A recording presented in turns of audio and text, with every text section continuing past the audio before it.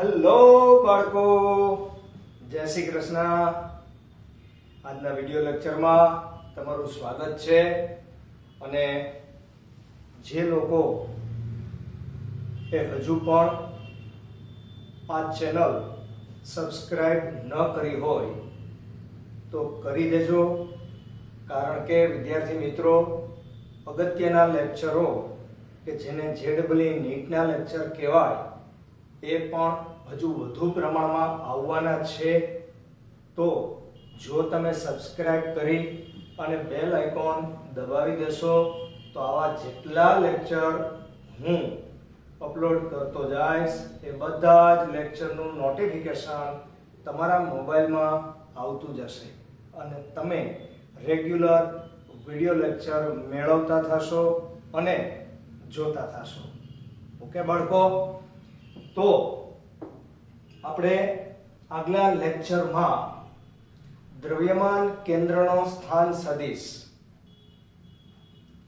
કોને કહેવાય એની સિમ્પલ સમજૂતી મેળવેલી હતી.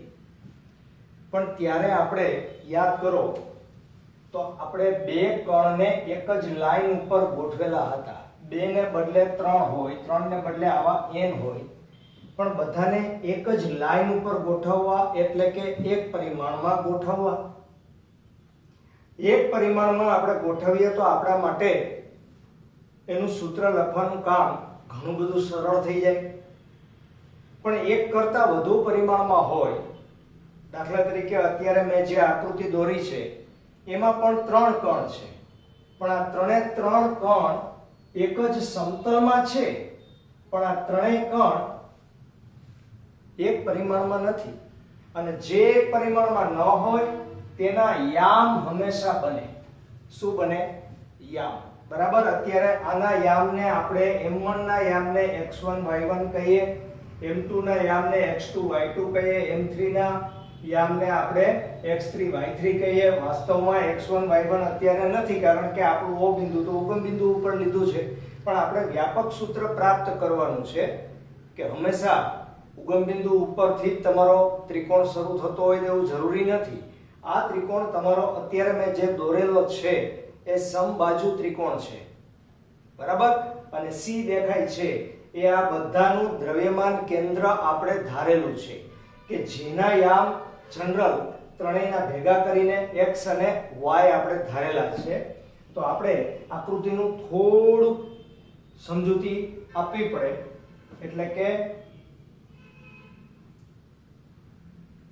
આકૃતિમાં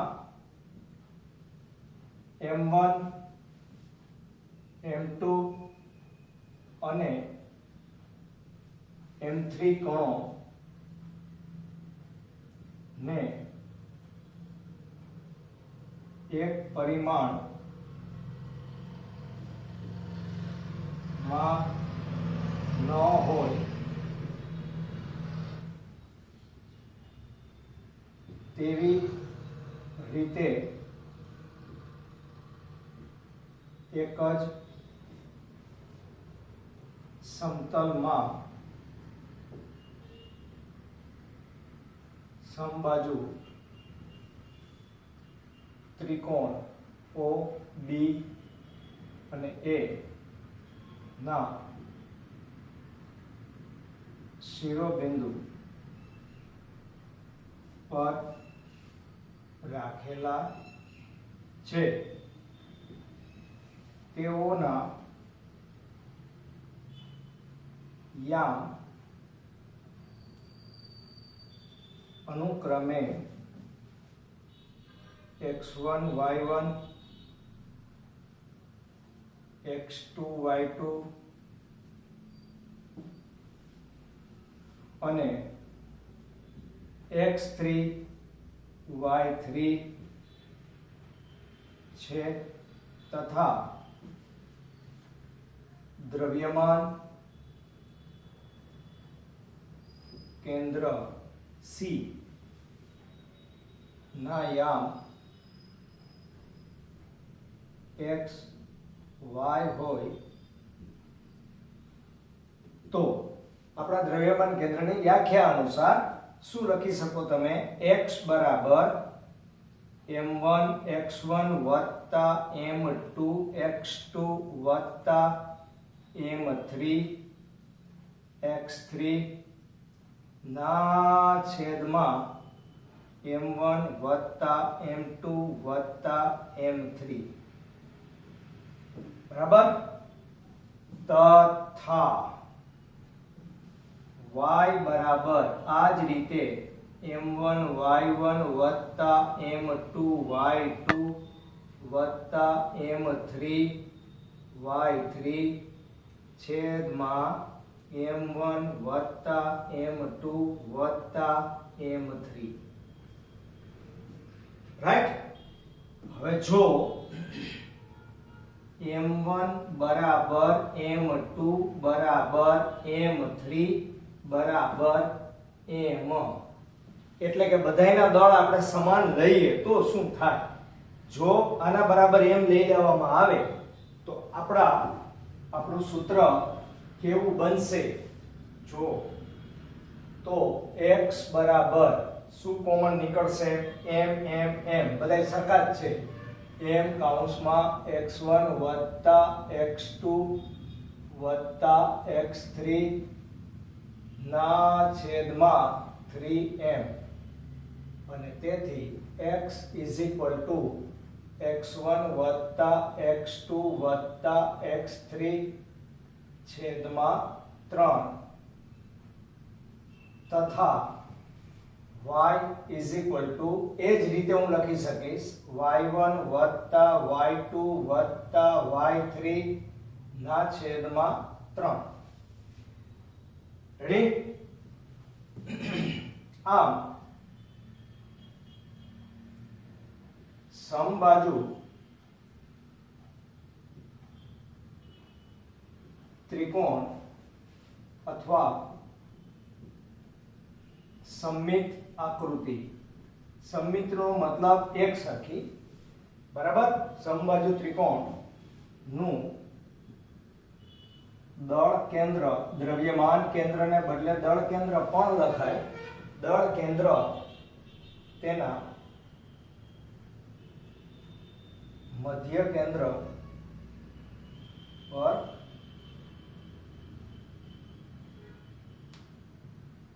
હશે. ઓકે.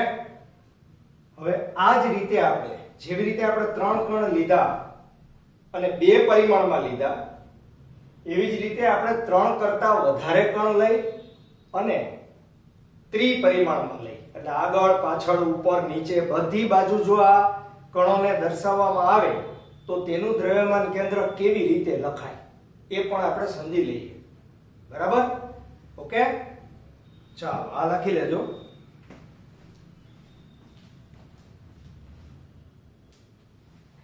યસ બાળકો, એનું એ જ આપણે ભણવાનું છે, પણ ખાલી ફરક એટલો કે ત્રિપરિમાણમાં એટલે કે અવકાશમાં ત્રિપરિમાણનો મતલબ શું થાય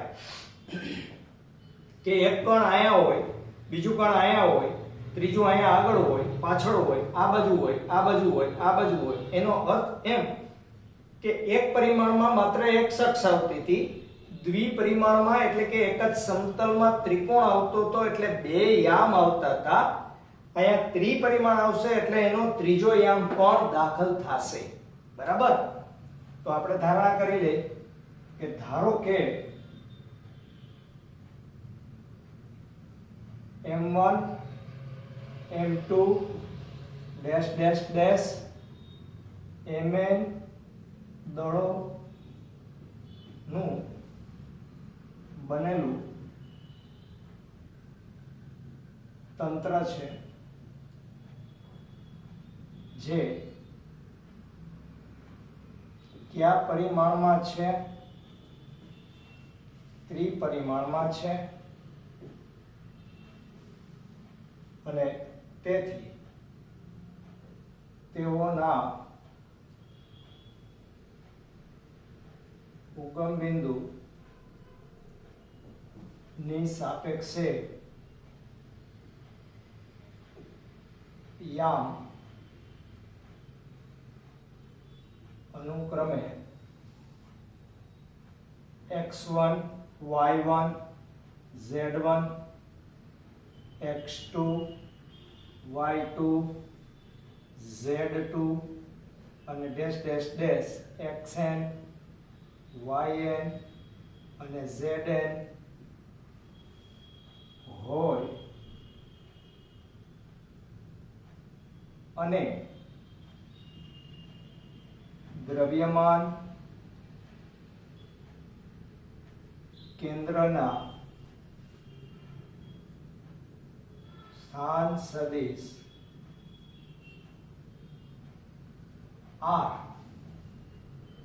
ના યામ ત્યાં 1 2 3 આપણે ધારવાના નથી x y અને z હોય તો શું લખાય તો કે x બરાબર m1 x1 વત્તા m2 x2 વત્તા dash dash dash mn xn ના છેદમાં m1 વત્તા m2 વત્તા ડેશ ડેશ ડેશ mn. બરાબર. હવે આ તંત્રમાં આપણે એકડો બગડો તગડો m એવું બધું લખવું એના કરતા n કણોના બનેલા આખા તંત્રનું નામ આપણે i આપી દઈએ તો i બરાબર 1 થી n કણો એવું ડાયરેક્ટ લખી શકાય. તો આ જ સૂત્રને આપણે આમ દર્શાવી શકીએ કે સિગ્મા એટલે બધાયનો સરવાળો આ એક જ સ્ટેપની અંદર આવી જાય. અહીંયા mi લખી નાખો. i બરાબર એકડો બગડો તગડો n મો. બરાબર. અને અહીંયા લખી નાખો xi ના છેદમાં સિગ્મા mi એટલે ટોટલ દળ. અને ટોટલ દળ તમે લ્યો તો શું થાય તો કે તો સિગ્મા mi xi ના છેદમાં કેપિટલ M. આ x માટેનું સૂત્ર મળ્યું. બરાબર. આ જ રીતે y બરાબર m1 y1 વત્તા m2 y2 વત્તા dash dash dash mn yn ના છેદમાં m1 વત્તા m2 વત્તા ડેશ ડેશ ડેશ mn બરાબર કોની જેમ જ સિગ્મા mi yi છેદમાં કુલ દળ m. આને આપણે સમીકરણ 2 કહી દઈએ. બરાબર. તથા z બરાબર આ જ રીતે સિગ્મા mi zi છેદમાં શું લખાય m. આ મેં ડાયરેક્ટ લખી નાખ્યું છે. બરાબર. હવે જ્યાં i બરાબર 1 થી n કણો નો સરવાળો. રાઈટ. અને આ i માં કણ નો સ્થાન સદિશ i માં કણનો સ્થાન સદિશ ri હોય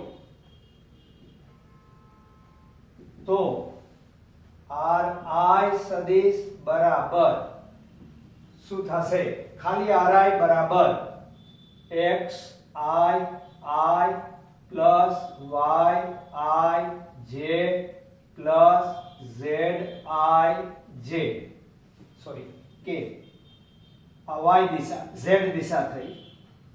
બરાબર. અને તેથી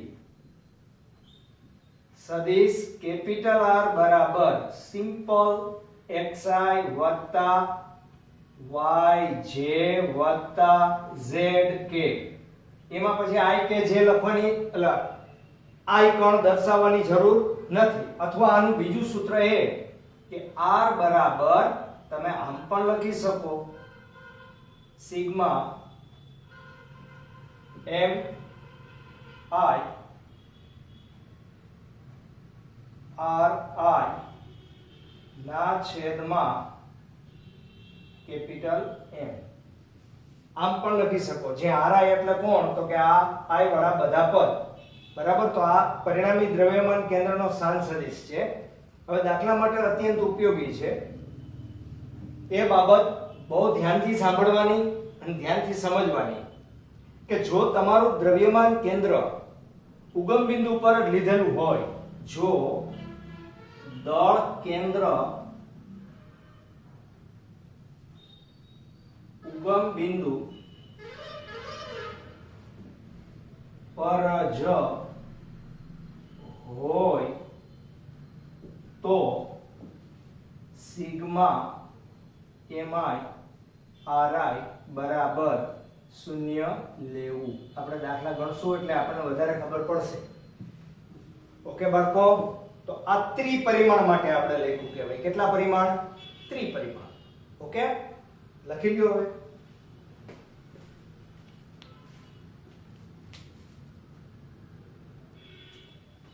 યસ બચ્ચે લોગ, હવે આપણે એન્ડ ઉપર છીએ. દ્રઢ પદાર્થ, અત્યાર સુધી આપણે પદાર્થનો પ્રકાર નહોતો પાડ્યો, પણ દ્રઢ પદાર્થ તો આપણે ઓલરેડી ભણી ચૂકેલા છીએ. દ્રઢ પદાર્થ કેને કહેવાય એ પણ તમને ખબર છે, પણ આપણે જે દ્રઢ પદાર્થ અહીંયા લેશું એ દ્રઢ પદાર્થ સામાન્ય રીતે એક તો અસંખ્ય કણોના બનેલા હોય. કેવા? અસંખ્ય કણોના. આપણે લખતા જ જાય સાથે સાથે. દ્રઢ પદાર્થ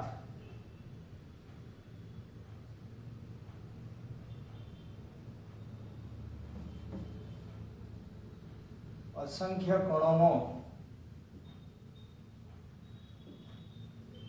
બનેલો હોય તથા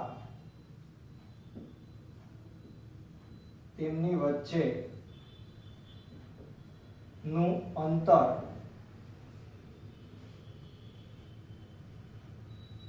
ખૂબ જ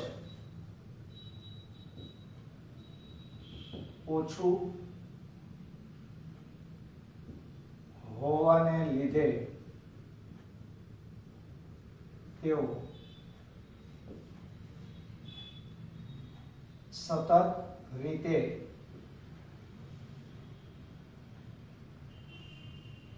વિતરિત થયેલા હોય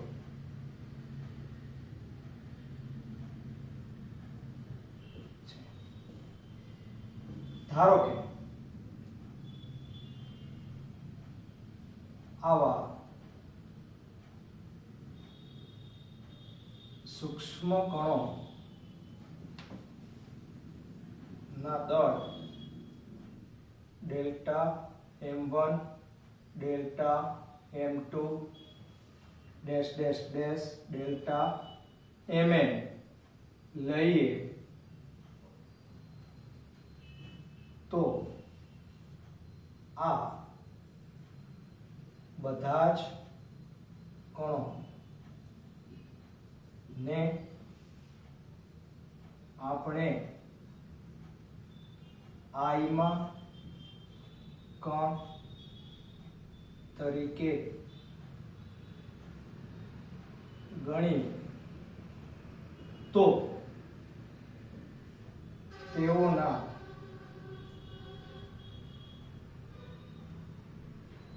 દ્રવ્યમાન કેન્દ્ર નીચે મુજબ લખી શકાય. બરાબર.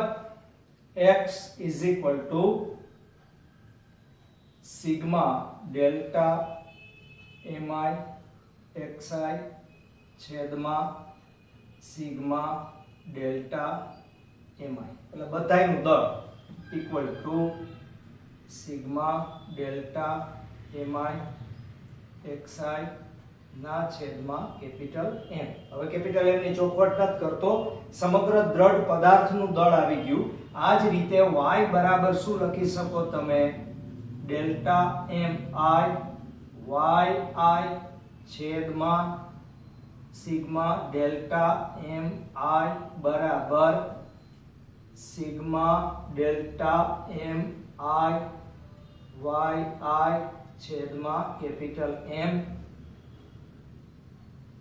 તથા z બરાબર delta sigma delta M I Z I છેદમાં સિગ્મા ડેલ્ટા એમ આઈ બરાબર sigma delta M I Z I છેદમાં કેપિટલ એમ બરાબર. અને આપણે નંબર 1 આપી દઈ, અને આપણે નંબર 2 આપી દઈ, અને આપણે નંબર 3 આપી દઈ.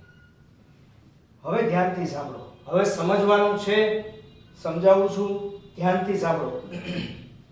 દાખલા તરીકે આ કોઈ એક દ્રઢ પદાર્થ છે. દ્રઢ પદાર્થમાં એક સૂક્ષ્મ કણ અહીંયા, બીજો અહીંયા, ત્રીજો અહીંયા, ચોથો અહીંયા, પાંચમો, આવા અસંખ્ય કણો છે. હવે જો આ કણની સંખ્યા બહુ મોટી હોય, આ કણની સંખ્યા ખૂબ જ મોટી હોય તો આખા દ્રઢ પદાર્થનું દળ તો એમનેમ જ રહેશે, પણ એ તો અચળ છે. પણ જો આની સંખ્યા મોટી થઈ જાય તો દરેક કણના દળ છે એ કેવા થઈ જાય? નાના થઈ જાય. કેવા થઈ જાય? નાના. શું કામે? કારણ કે સંખ્યા મોટી થઈ ગઈ. સંખ્યા મોટી થઈ જાય તો એનું દળ કેવું થઈ જાય? નાનું થઈ જાય. બરાબર. અને કેપિટલ એમ છે એ તો કુલ દળ છે. કણ નાના થઈ જાય, એની સંખ્યા મોટી થઈ જાય, એનાથી સમગ્ર દ્રઢ પદાર્થનું દળ બદલતું નથી. અને જો સમગ્ર દ્રઢ પદાર્થનું દળ ના બદલે તો એવો સરવાળો, એવી દર્શાવવાની પદ્ધતિ સંકલનમાં પરિણમે. કારણ કે અસંખ્ય કણોનો સરવાળો કરવા માટે આપણે હંમેશા સંકલનનો સહારો લેવો પડે. અત્યારે આપણે લખતા શીખો, ભવિષ્યની અંદર આ બધી વસ્તુઓ કામમાં આવવાની જ છે. બરાબર. તો જો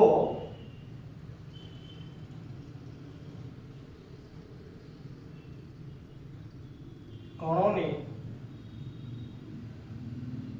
સંખ્યા એ ખૂબ જ મોટી હોય તો ડેલ્ટા એમઆઈ પદ અત્યંત નાનું થાય. ત્યારે ઉપરોક્ત સમીકરણને નીચે મુજબ સંકલનના રૂપમાં લખી શકાય. કેમ લખાશે? બરાબર. તો x is equal to 1/m સંકલનમાં x into dm. xi ને બદલે x, mi ને બદલે m અને ડેલ્ટા ને બદલે d. તો આગળનું આપણે ત્રીજું ચેપ્ટર ભણ્યા ત્યારે કીધું હતું કે અતિ સૂક્ષ્મ દળ લેવાનું થાય ત્યારે આપણે ડેલ્ટા ને d માં રૂપાંતરિત કરવાનું, અને કોઈ એક જ કણ તમે લઈ અને એનું સંકલન કરો એટલે સમગ્ર દ્રઢ વસ્તુનું વર્ણન થઈ જાય. અહીં દ્રવ્યમાન કેન્દ્ર શોધવાનું છે. બરાબર. તો y બરાબર આ જ રીતે, ઓલો m છે એ અચળ છે એટલે સંકલનની બહાર નીકળી ગયો. આ m અચળ છે એટલે અહીંયા આવશે y dm. એવી જ રીતે z બરાબર 1/m ઇન્ટુ અહીંયા આવશે z dm. બરાબર. અને જો દ્રઢ પદાર્થ નો દ્રવ્યમાન કેન્દ્ર નો સ્થાન સદિશ કેપિટલ R હોય તો કેપિટલ R બરાબર કેપિટલ R બરાબર શું લખાશે 1/m અને સંકલનમાં RdM, જ્યાં R બરાબર x I વત્તા y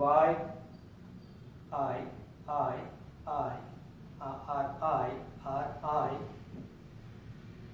j વત્તા zi k બરાબર. હવે જો દળ કેન્દ્ર ક્યાં લેવામાં આવે, દળ કેન્દ્ર તમારું ઉગમ બિંદુ પર હોય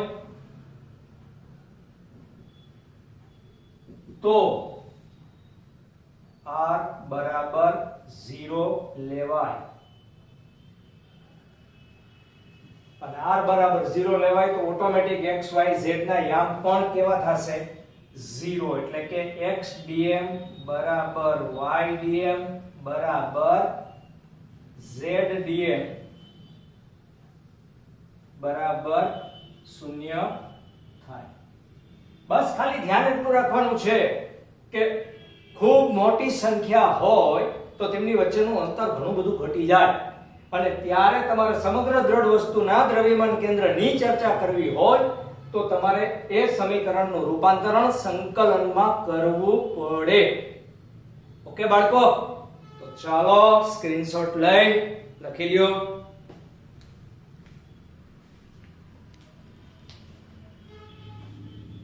યસ બાળકો, દ્રવ્યમાન કેન્દ્ર માટેનો લાસ્ટ ક્વેશ્ચન છે. પછી આપણે પદાર્થની ગતિ લેવાની છે. તમે પદાર્થ ગતિમાં હશે તો દ્રવ્યમાન કેન્દ્ર પણ ગતિમાં હશે.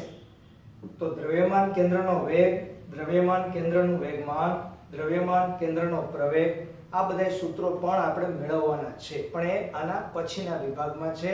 એની પહેલા આપણે આ જે ભણ્યા એના ઉપરના દાખલા ગણી નાખશું. તો લાસ્ટ ક્વેશ્ચન જે છે એમાં સાબિત કાંઈ કરવાનું નથી, ખાલી ધ્યાન રાખવાનું છે કે નિયમિત ઘનતા ધરાવતા L લંબાઈના સળિયાના નું દ્રવ્યમાન કેન્દ્ર દર્શાવો તથા સમમિતિ ધરાવતા અન્ય પદાર્થના આવી જ રીતે ઉદાહરણ લખો.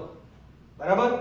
તો આ અત્યારે જે આકૃતિ છે એ એકદમ નિયમિત આકારની છે અને તેની ઘનતા એક સરખી છે, એટલે કે સળિયામાં આ બાજુની સાઈડમાં કણની સંખ્યા વધુ, એનું દળ વધુ, આ બાજુ ઓછું એવું નથી. સમગ્ર સળિયામાં દળનું વિતરણ એક સરખું છે. બરાબર. એટલે કે સમગ્ર સળિયામાં દળનું વિતરણ એક સરખું, એક સમાન હોવાથી તે સમમિતિ ધરાવતો પદાર્થ ગણાય. તેની કુલ લંબાઈ L છે અને ઉગમ બિંદુ O છે, ત્યાંથી -x અને +x અંતરે સમાન દળ ધરાવતા સૂક્ષ્મ ખંડો લઈ તેનું સંકલન કરી દ્રવ્યમાન કેન્દ્ર શોધતા તે સળિયાના મધ્ય બિંદુએ એટલે કે તેના ભૌમિતિક કેન્દ્ર પર મળશે। એટલે કે તેનું દ્રવ્યમાન કેન્દ્ર L/2 થશે, બરાબર મધ્ય બિંદુએ મળશે L/2 એ। આપણે સાબિત કરવાનું નથી, એમને યાદ રાખો। હવે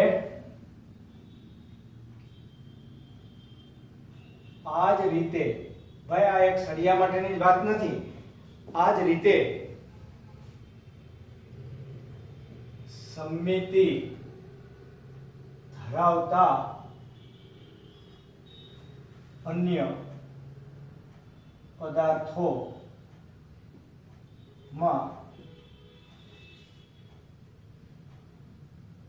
વર્તુળાકાર તકતી, નિયમિત આકારનો ગોળો, શંકુ, લંબચોરસ,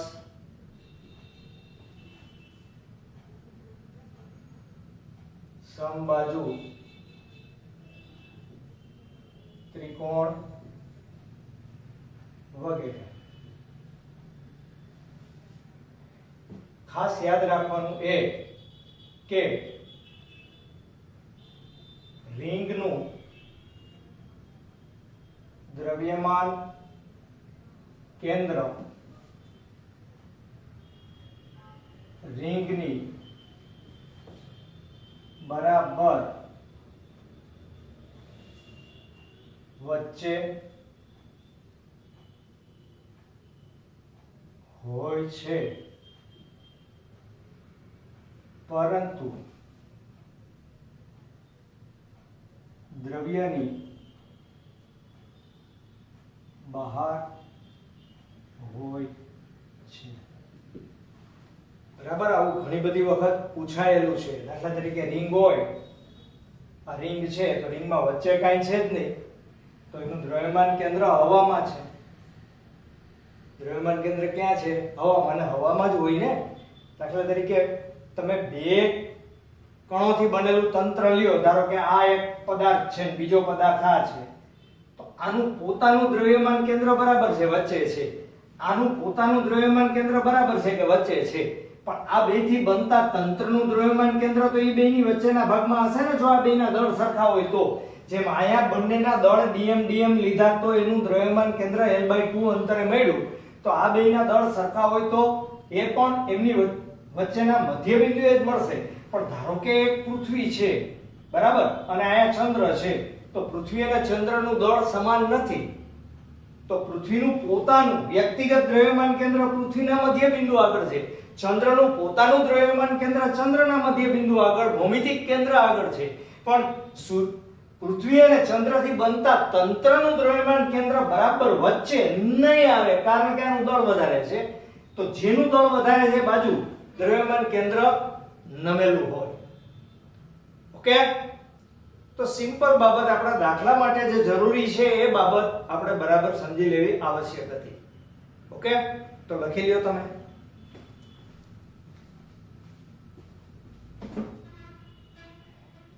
યસ બચ્ચો લોગ, આપણે ઉદાહરણ સુધી પહોંચી ગયા।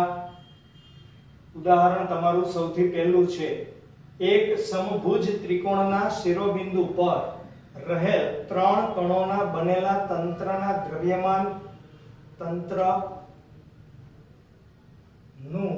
દ્રવ્યમાન કેન્દ્ર શોધો। આ કણના દ્રવ્યમાન અનુક્રમે m1 બરાબર 100 ગ્રામ, m2 બરાબર 150 ગ્રામ અને m3 બરાબર 200 ગ્રામ। ત્રણેયના દળ આપેલા છે. સમભુજ ત્રિકોણની દરેક બાજુ 0.5 મીટર લાંબી છે, એટલે આ 0.5 મીટર છે, બધી 0.5 છે. હવે સૌથી પહેલી મહત્વની વાત, આપણે એવું હમણાં ભણ્યા હતા કે સમમિતિ ધરાવતા આકારનું દ્રવ્યમાન કેન્દ્ર તેના મધ્ય કેન્દ્ર ઉપર હોય તો અત્યારે મેં દ્રવ્યમાન કેન્દ્ર થોડુંક ઉપરની બાજુ દર્શાવેલું છે. ભાઈ આમ કેમ? તો યાદ રાખો કે અહીં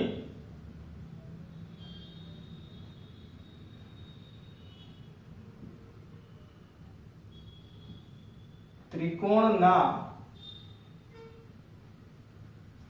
ત્રણેય શિરોબિંદુ પર દળ અલગ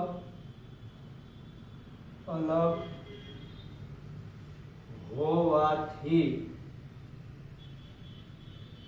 તેનું દળ કેન્દ્ર તેના મધ્ય કેન્દ્ર પર નથી. બરાબર? અને તેથી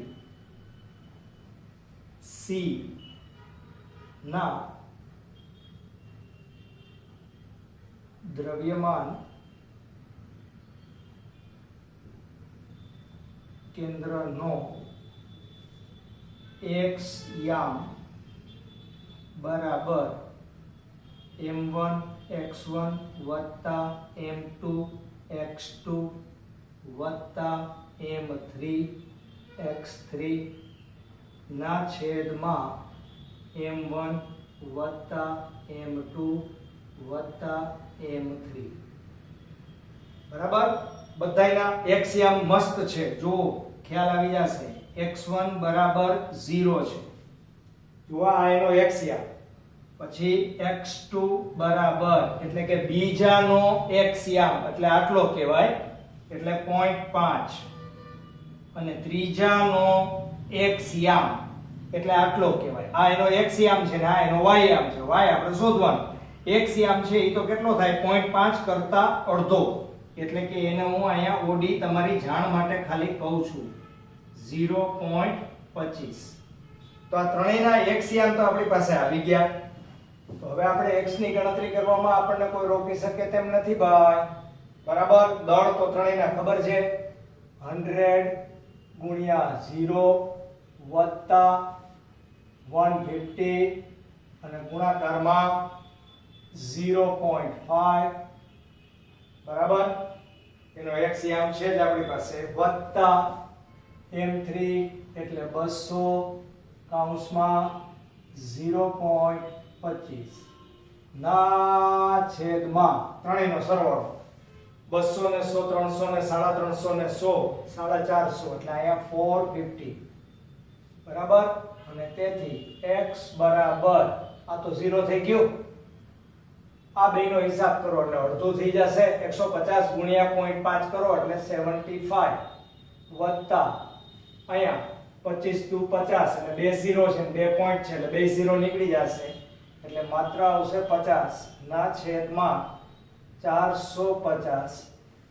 તેથી x બરાબર 125 છેદમાં 450. તેથી x બરાબર 25 5 125 અને 18 25 450 એટલે 5 ના છેદમાં 18. પછી તમે આનો હિસાબ કરો તો કોઈ પ્રોબ્લેમ નથી ભાઈ. બરાબર? આ 0.5 ગ્રામ છે અને ઓલું 0.5 મીટર છે એટલે આ મીટરમાં તમને મળશે. બરાબર? ઓકે. હોવું ન જોઈએ. સામાન્ય રીતે આ ગ્રામમાં હોય તો આ સેન્ટીમીટરમાં હોવું જોઈએ. બરાબર? તો આપણે રકમ ચેક કરી લઈએ. એમાં મીટર જ આપેલું છે. ઓકે? હવે x યામ તો જાણે કે મળી ગયો. હવે y યામમાં પહેલા કણનો y યામ 0 છે, બીજા કણનો y યામ પણ 0 છે કારણ કે બે x અક્ષ ઉપર જ છે ને આ તો ઉગમ બિંદુ ઉપર છે. હવે આનો વાયામ આપણે બીડી શોધવાનો છે. બીડી શોધવા માટેના રસ્તા બે છે. બે રસ્તા હું તમને બતાવું છું. બરાબર? તો બી નો વાયામ બરાબર બીડી. બીડી કેમ મળે? તો કે બીડી માટે તમારે ત્રિકોણ OBD માં OB સ્ક્વેર બરાબર OD સ્ક્વેર વત્તા BD સ્ક્વેર. તેથી BD સ્ક્વેર બરાબર OB સ્ક્વેર ઓછા OD square. Sorry, BD square આપણે જોઈએ છે BD. હા, BD સ્ક્વેર બરાબર OB સ્ક્વેર ઓછા OD સ્ક્વેર બરાબર OB સ્ક્વેર. OB એટલે 0.5 નો સ્ક્વેર થાય એટલે 0.25 માઈનસ OD સ્ક્વેર. OD એટલે આ છે 0.25 એનો સ્ક્વેર થાય બરાબર ઇક્વલ ટુ આમાંથી 0.25 ને કોમન કાઢો તો 1 માઈનસ 0.25 વધે ઇક્વલ ટુ અહીંયા 0.25 અને ગુણાકારમાં આ બેનો હિસાબ કરો એટલે 0.75 બરાબર. હવે આ BD સ્ક્વેર આવ્યું હો ભાઈ. આ શું આવ્યું? BD square. બરાબર? એટલે હવે આનું આપણે વર્ગમૂળ શોધવું પડે. તો આનું વર્ગમૂળ થશે 0.5 બરાબર. ઉભા રહ્યો, હજી આના બે ભાગ કરી નાખું તમારી સરળતા માટે. એક સ્ટેપ વધારે કરી દો બાળકો. ગુણ્યા 0.25 ગુણ્યા 3 લ્યો, ભાગ કરી નાખ્યા. તો આ બે વખત 0.25 આવે તો એનું વર્ગમૂળ છે એ 1.25 થાય અને અહીંયા શું આવશે કયો મને? √3. જો તમને આ મજા ન આવે તો તેના ઘટકો પણ પાડી શકાય. ઘટકો કેમ પડશે? તો કે ભાઈ BD માટે BD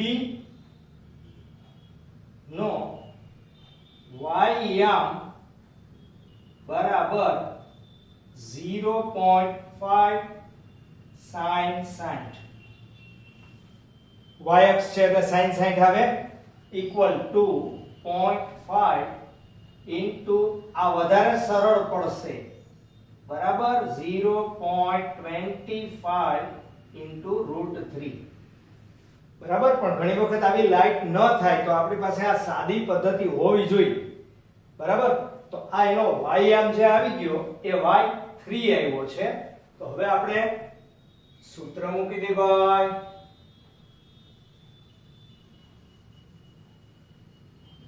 શું સૂત્ર મૂકશો? y બરાબર m1 y1 વત્તા m2 y2 વત્તા m3 y3 ના છેદમાં m1 વત્તા m2 વત્તા m3 બરાબર.